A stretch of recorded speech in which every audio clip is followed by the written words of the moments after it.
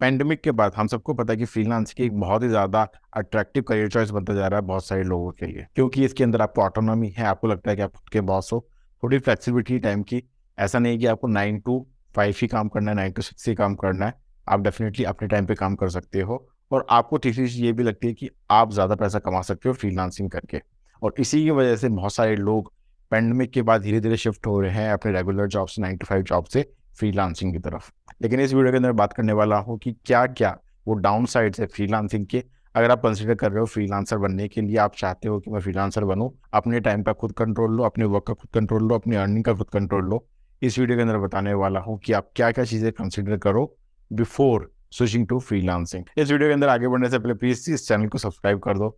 बहुत सारे लोग वीडियोस देखते हैं लेकिन बहुत कम लोग सब्सक्राइब करते हैं। तो अगर आप इसको सब्सक्राइब करोगे तो देखो हेल्प होगी ग्रो करने के लिए। तो एक कहावत है, दूर के ढोल सबको सुहाने लगते हैं। इसका मतलब अगर आप दूर से कोई चीज़ देखते हो, आपको डेफिनेटली वो अच्छी लगती है, आपको लगता है कि वो चीज़ बहुत अच्छी है instead of what I am currently doing. जो भी आप अभी कर रहे हो आपको लग रहा है कि वो अच्छा नहीं है, लेकिन जो दूसरी साइड है स्पेक्ट्रम की चीज़ वो शायद बहुत अच्छी है। इसीलिए बहुत सारे लोग जो आज के टाइम पे 9 to 5 जॉब कर रहे हैं, उनको फ्रीलांसिंग इतना अट्रैक्ट कर रही है। उनको लग रहा है कि वो खुद के बॉस रहेंगे, खुद की इनकम देखेंगे, खुद पैसा कमाएंगे, खुद खाएंगे। They don't have to worry about anything, उनको किसी को रिपोर्ट नहीं करना, ये सारी की सारी चीजें। लेकिन इस वीडियो के अंदर जो मैं बात करने वाला हूँ, डाउन साइड्स कौन कौन सी है। जो सबसे बड़ी प्रॉब्लम है फ्रीलांसिंग करियर की वो है इनकंसिस्टेंट इनकम। अगर आप अभी 9 to 5 की जॉब कर रहे हो, आपको पता है कि हर महीने 1 तारीख को आपकी सैलरी क्रेडिट हो जाती है, जिसको आप यूज कर सकते हो अपनी डे टू डे एक्टिविटीज के लिए, अपने खर्चों के लिए। जो भी आपके खर्चे हैं आप उस हिसाब से प्लान करते हो, और किसी वजह से आपके खर्चे ज़्यादा हो जाते हैं तो आपको पता है कि नेक्स्ट मंथ 1 तारीख को वापस मेरी सैलरी क्रेडिट होने वाली है। उसके हिसाब से आप सारे के सारे अपने फाइनेंसेस प्लान कर सकते हो। लेकिन अगर फ्रीलांसिंग के अंदर आप आ रहे हो तो ये पॉसिबल नहीं है, क्योंकि आपको प्लान करना पड़ेगा एक लॉन्ग टर्म विजन के लिए। आपको नहीं पता है कि इस महीने शायद आपका जीरो बिजनेस हो, और अगर आप नेक्स्ट मंथ आप देख रहे हो तो शायद आप 50,000 1 लाख रुपए भी कमा लो। आपको नहीं पता कि कब तक आपके पास वर्क आएगा, कब तक आपके पास क्लाइंट्स रहेंगे, क्लाइंट्स रहेंगे भी नहीं रहेंगे, कितने महीने तक रहेंगे, क्या ये क्लाइंट जो आपने अभी ऑनबोर्ड किया है वो 3 महीने से ज़्यादा भी रुक पाएगा या नहीं रुक पाएगा, क्या आप उसको डिलीवर कर भी पाओगे या नहीं कर पाओगे।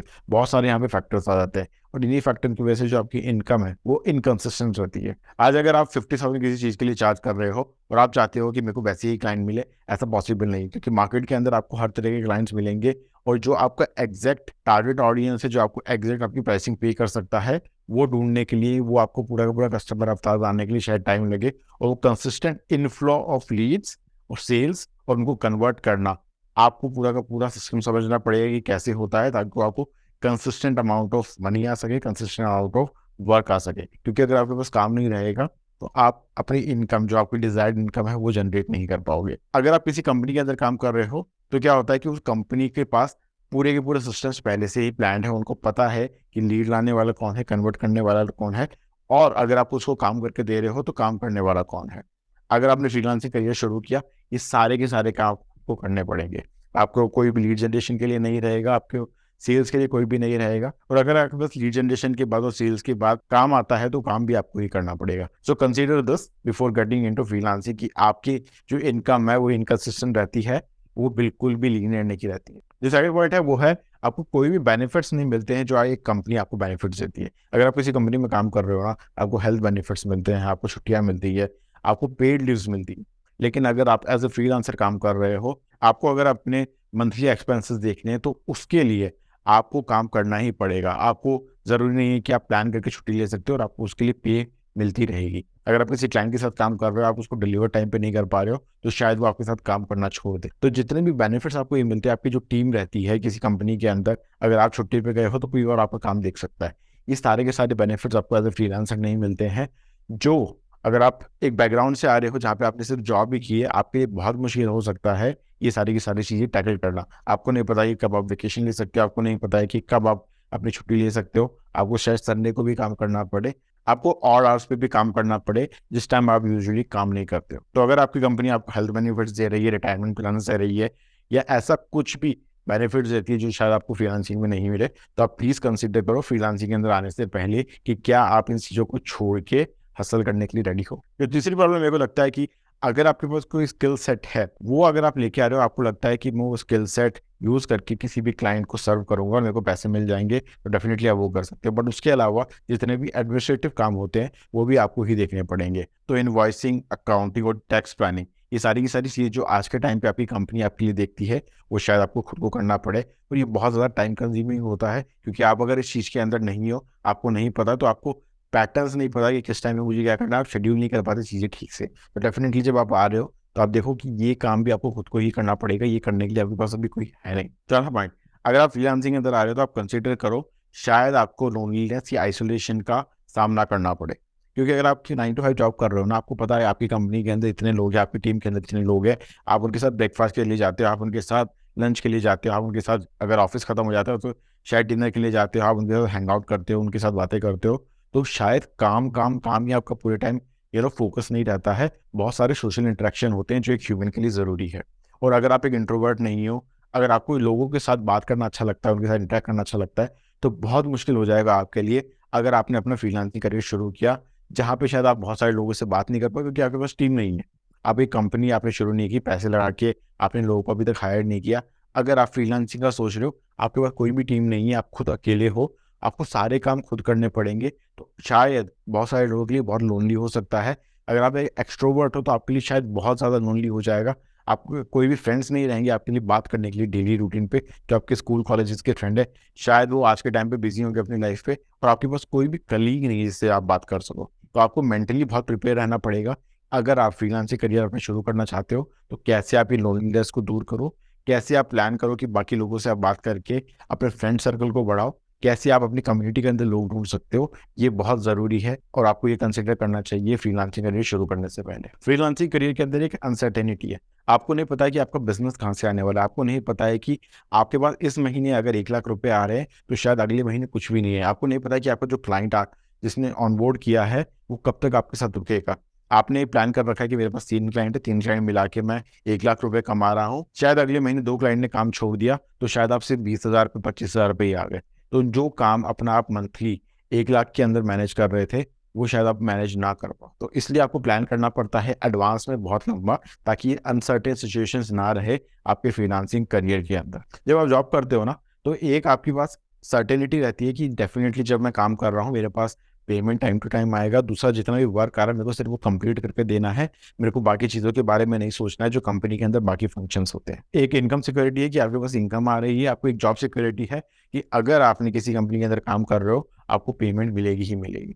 लेकिन अगर आप जैसे ही फ्रीलांसिंग के अंदर आते हो तो वहाँ पे कोई भी जॉब सिक्योरिटी नहीं है, क्योंकि जितना भी आपको काम मिलता है वो गिग बेसिस पे मिलता है। अगर आपने एक गिग कंप्लीट की तो आपको उसका काम करना पड़ेगा, काम कंप्लीट करके रिलेशनशिप खत्म। आपने एक वेबसाइट डिलीवर कर दी, उसके बाद रिलेशनशिप खत्म। आपने एक लैंडिंग पेज बना दिया, रिलेशनशिप खत्म। आपने एक आर्टिकल लिख दिया, दैट्स इट। कोई भी सिक्योरिटी नहीं है कि वो आपको लॉन्ग टर्म काम देगा ही देगा। तो आपको ये सोच के रखना है कि there is no job security. और उसके लिए आप कैसे प्लान कर सकते हो, अगर आप फ्रीलांसिंग के अंदर आना चाहते हो, आपको प्लान करना है कि अगर मेरे पास एक क्लाइंट है जो मेरे को अभी 40,000 पे कर रहा है, लेट्स से रिटेनर क्लाइंट है जो आपको हर महीने 20,000 रुपये पे कर रहा है, आपने उसको रिटेन कर रखा है, दैट्स गुड। बट डेफिनेटली आपको नहीं पता है कि कब तक रुकेगा। और डेफिनेटली आप जैसे जैसे आपका काम बढ़ता है, शायद सारा का सारा काम आप खुद ना कर पाओ, आपको शायद आउटसोर्स करना पड़ जाए, आपको टीम हायर करनी पड़े।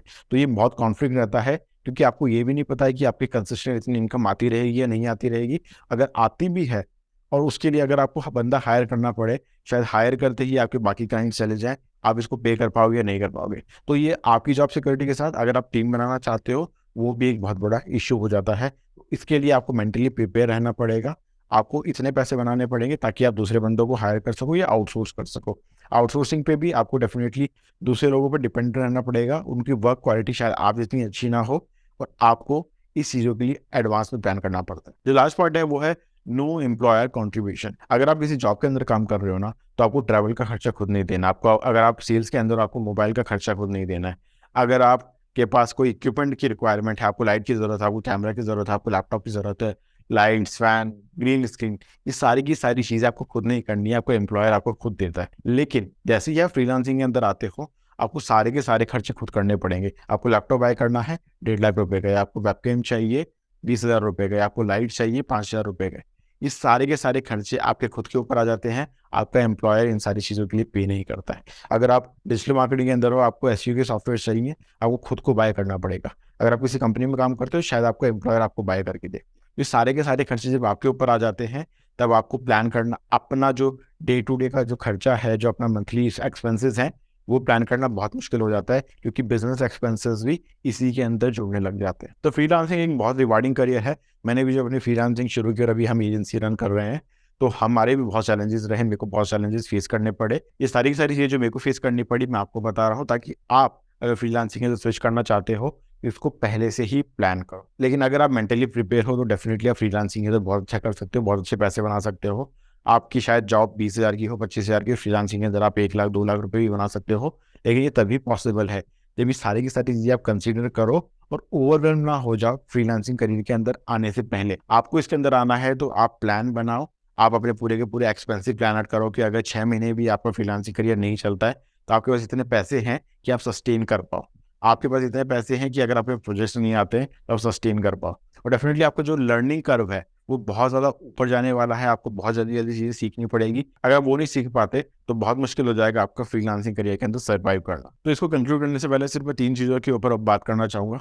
पहला है कि हमको डेफिनेटली फीलिंग आती है कि हम खुद के बॉस हैं, हमको किसी को रिपोर्ट नहीं करना। लेकिन ये एक बहुत बड़ी प्रॉब्लम भी हो सकती है, क्योंकि अगर आप चाहते हो कि मैं खुद का बॉस रहूं तो आपको खुद के लिए हसल करना पड़ेगा, बहुत ज़्यादा काम करना पड़ेगा। आपको डेफिनेटली 24 घंटे लगे रहना पड़ेगा ताकि आपके पास काम आ सके। जब आपके पास ऑफिस के अंदर कोई बॉस रहता है ना, तो आपके पास क्लियर इंस्ट्रक्शन रहते हैं कि आपको करना क्या है। यहाँ पे आपको खुद को इंस्ट्रक्शन देने पड़ेंगे, लेजीनेस को भगाना पड़ेगा, आपको प्लान करनी पड़ेगी चीज़ें ताकि आप सिस्टम बना सको, अपने एसओपीज बना सको और इन सारी चीज़ों को डिलीवर कर सको। दूसरा, आपको पता है कि आपके पास इनकंसिस्टेंट वर्क है, आपकी इनकम भी फ्लक्चुएट होती है। ये सारी की सारी चीज़ें आपको डेफिनेटली प्लान करनी पड़ेगी। शायद जब आप जॉब कर रहे हो तो आप महीने का प्लान करते हो, जैसे आप फ्रीलांसिंग करियर के अंदर आते हो तो आपको महीना छोड़ के शायद 3 महीने का, 6 महीने का, साल भर का प्लान करना पड़े।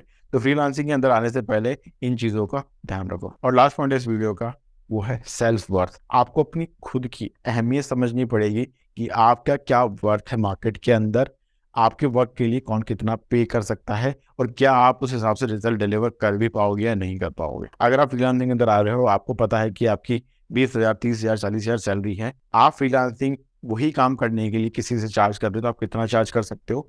जो आप चार्ज कर रहे हो क्या ये उसके लिए इतनी वैल्यू ऐड कर रहा है, नहीं कर रहा। तो ये प्राइसिंग पॉइंट पे आना बहुत ज़रूरी है, आपको समझना पड़ेगा आप कितनी वैल्यू ऐड कर पा रहे हो अपने क्लाइंट के लिए और उसके हिसाब से, ताकि आप चार्ज कर पाओ। क्योंकि अगर आप अंडर चार्ज करते हो तो आप ओवरफ्लो वर्क के साथ दब जाओगे, आप ना काम डिलीवर कर पाओगे, ना आप चीज़ें कर पाओगे जो आप करना चाहते हो। और अगर आपकी प्राइसिंग ज़्यादा है, आपके पास काम नहीं आ पा रहा है, तभी भी आप सस्टेन नहीं कर पाओगे। तो आपको एक वो बैलेंस फाइंड करना पड़ेगा जहाँ पे आपकी स्किल्स मैच होती है आपकी राइट टारगेट ऑडियंस के साथ, और जो भी आप चार्ज कर रहे हो आपको बताना चाहिए कि आपका वर्थ है उतना चार्ज करने का। I think that's all for this particular video. अगर आपकी वीडियो अच्छी लगी तो प्लीज़ इस चैनल को सब्सक्राइब करो, वीडियो को लाइक कर दो, कमेंट्स के अंदर बताओ कि कौन सा पॉइंट है जिससे आप सबसे ज़्यादा घबरा रहे हो, और मेरी कोई हेल्प चाहिए तो definitely I will reply in the comment section. I will see you in the next one. Till then bye bye.